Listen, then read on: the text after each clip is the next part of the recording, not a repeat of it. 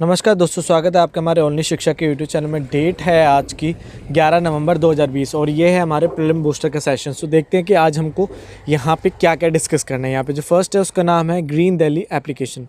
Delhi CM द्वारा green Delhi scheme application को launch किया गया है, जिसके द्वारा दिल्ली के एयर पॉल्यूशन के डेटा को से संबंधित सभी जानकारी को अवेल किया जा सकेगा, जैसे कि burning activities, waste activities, industrial pollution, dust से कितना हार्म हो रहा है इन्वायरमेंट को। इस एप्लीकेशन से सारी की सारी इन्फॉर्मेशन ली जा सकेगी। इस एप्लीकेशन के द्वारा यूज़र्स द्वारा कंप्लेंट की जा सकती है पॉल्यूशन की, कहीं से पॉल्यूशन एक्टिविटीज़ को किया जाता है तो उन कंप्लेंट्स को एड्रेस जल्द से जल्द किया जा सकेगा डिपार्टमेंट द्वारा। दिल्ली स्टेट गवर्नमेंट द्वारा स्ट्रिक्ट रूल्स बनाए जा रहे हैं जिससे पॉल्यूशन को ख़त्म व कम किया जा सके इस ग्रीन दिल्ली एप्लीकेशन के द्वारा। नेक्स्ट है हमारा GYTI award, Gandhian young technological innovation award. यह एक अवार्ड है जो उन स्टूडेंट्स को सम्मानित किया जाता है जिनके द्वारा इनोवेशन को लाया जाता है टेक्नोलॉजी का सही यूज़ करके, जैसे इंजीनियरिंग फील्ड में साइंस टेक्नोलॉजी से टेक्नोलॉजिकल को प्रमोट किया जाता है इनोवेशंस के लिए, जिससे एक कम्युनिटी के लिए सुविधाओं को बनाया जाए जिससे वे अवेल कर पाएँ सभी सर्विसेज को। ऐसी इनोवेशन लाई जाती है जिनसे नॉन रिन्यूएबल रिसोर्सेज का कम इस्तेमाल किया जाए, डेवलपमेंट हो, जैसे और वाटर प्योरिफिकेशन को प्रमोट करना, सैनिटेशंस को डेवलप करना इत्यादि वर्क्स में, जिससे फ़ायदा पहुंचे एक लो लेवल की कम्युनिटी को। इनके द्वारा बायोटेक्नोलॉजी, मेडिकल डिवाइसेस, डायग्नोस्टिक व अन्य सपोर्टिव डिवाइसेस को भी बनाया जाता है टेक्नोलॉजी के द्वारा, जिनसे एक फिजिकली चैलेंज पर्सन को प्रमोट किया जा सके और साथ ही साथ में स्मॉल कम्युनिटीज़ के पर्सनस को भी प्रमोट किया जा सके। इस अवार्ड से aerospace, transportation, construction, textile, electronics, nano technology, computer science, हर एक एरिया को कवरअप किया जाता है डेवलपमेंट्स के लिए। इस Gandhian young technological innovation award को बनाया गया है society for research and initiative for sustainable technology and institution द्वारा, मींस की सृष्टि के द्वारा। और इस बार यह innovation award IIT Kharagpur researchers को मिला है, जिनके द्वारा वेट क्लॉथ से इलेक्ट्रिसिटी को जनरेट किया जा सकता है जब उन क्लॉथ्स को सूखने के लिए सनलाइट में रखा जाता है तब। नेक्स्ट है ICICI bank launch bank mine a comprehensive banking program. ICICI bank के द्वारा आईसीआईसी बैंक माइन को लॉन्च किया गया है, जिससे 18 से 35 साल के पर्सन्स अकाउंट होल्डर्स को इन्वेस्टमेंट के लिए गाइडेंस दी जाएगी, जिससे वे अपने credit, debit, personal loans, overdraft की सर्विसेज को और अच्छे से अवेल कर पाएंगे। यह आईसीआईसी माइन बैंक यह एक डिजिटली प्लेटफॉर्म है आईसीआईसी बैंक का। नेक्स्ट है हमारा international day for preventing the exploitation of the environment in war and armed conflict, 6 नवंबर। इस डे को हर साल ग्लोबली में ऑब्जर्व 6 नवंबर को किया जाता है, जिससे अवेयरनेस को बढ़ाया जाता है इन्वायरमेंट को प्रोटेक्ट करने की। जब उस इन्वायरमेंट में आर्म्ड कन्फ्लिक्ट्स, लड़ाई होने से जिससे ज़्यादा डिस्ट्रक्शन पैदा होती है इन्वायरमेंट में। हर एक आर्म कन्फ्लिक्ट में जब भी एक वॉर होती है उसमें ह्यूमन को कीमत चुकानी पड़ती है। उस इन्वायरमेंट में वॉर के समय में क्रॉप्स को जला दिया जाता है, पानी को पॉल्यूटेड किया जाता है, फॉरेस्ट को नष्ट किया जाता है, एनिमल ह्यूमन को किल किया जाता है, जिससे दुश्मन की मिलिट्री को वीक बनाया जाता है। यूनाइटेड नेशन इन्वायरमेंट प्रोग्राम के अनुसार जितना भी डिस्ट्रक्शन होता है वो सारा नेचुरल रिसोर्सेज से संबंधित होता है। ज़्यादा से ज़्यादा नेचुरल रिसोर्सेज को नष्ट किया जाता है एक वॉर में। इन वॉर और आर्म्ड कन्फ्लिक्ट के इम्पैक्ट को कम करने के लिए यूएन जनरल असेंबली द्वारा 2001 में नवंबर 6 को इस डे को बनाया गया, जिससे इकोसिस्टम को हार्म ना किया जाए और प्रोटेक्ट बनाया जा सके इस इन्वायरमेंट को वर्ल्ड में। नेक्स्ट है हमारा कराट बांग्लादेश 2020 एक्सरसाइज।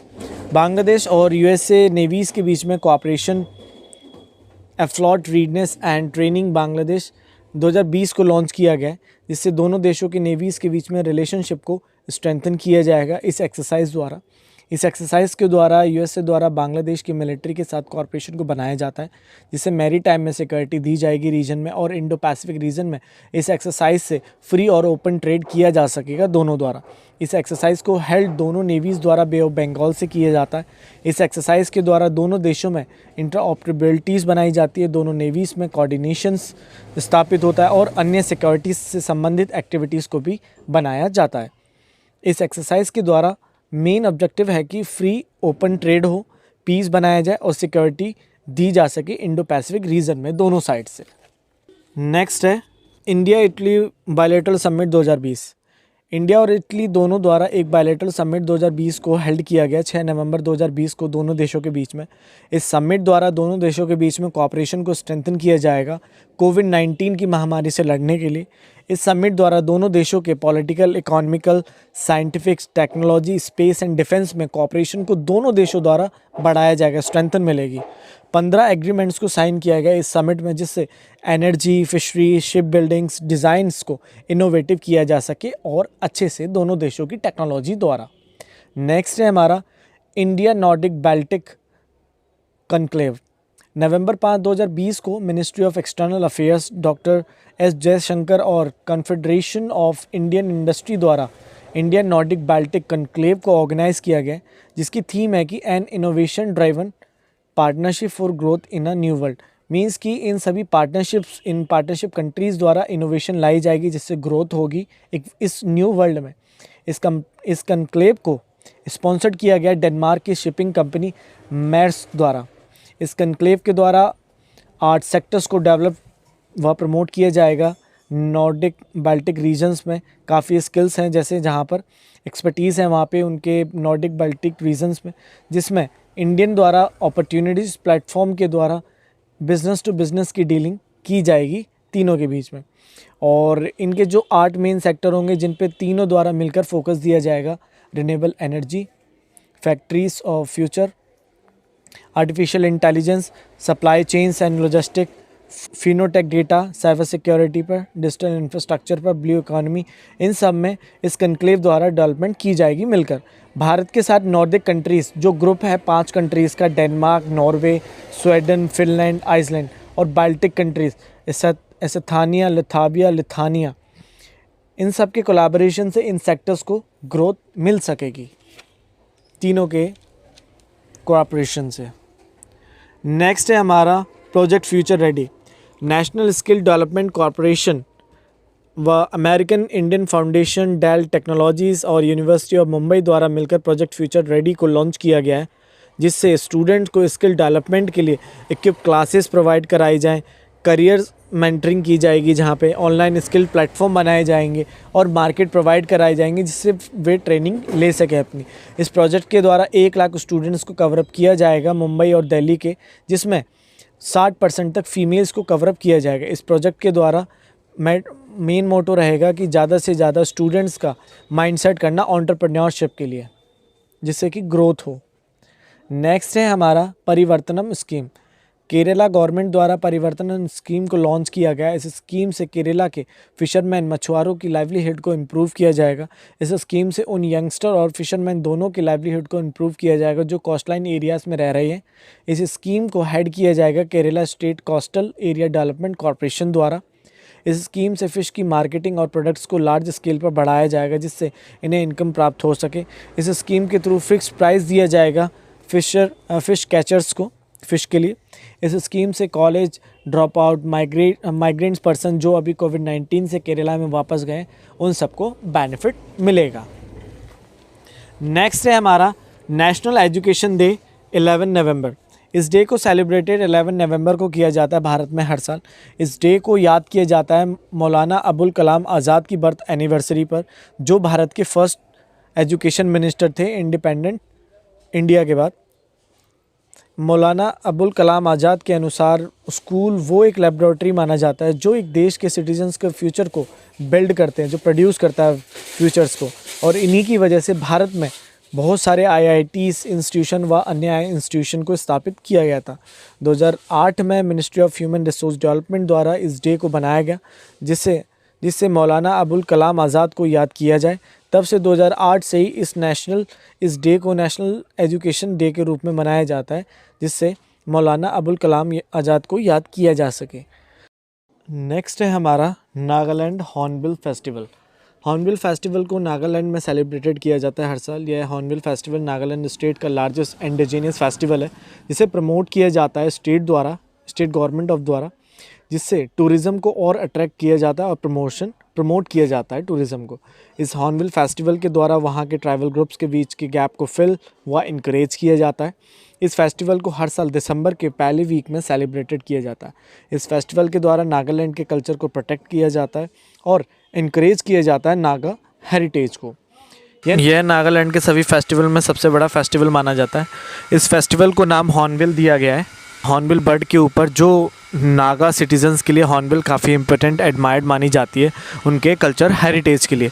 इस फेस्टिवल के द्वारा नागालैंड में नागा लोगों के बीच में सोशल व कल्चर को प्रिजर्व किया जाता है, जहां पर ट्राइबल्स द्वारा उनके डांस, सॉन्ग्स और फॉल्स को लाया जाता है।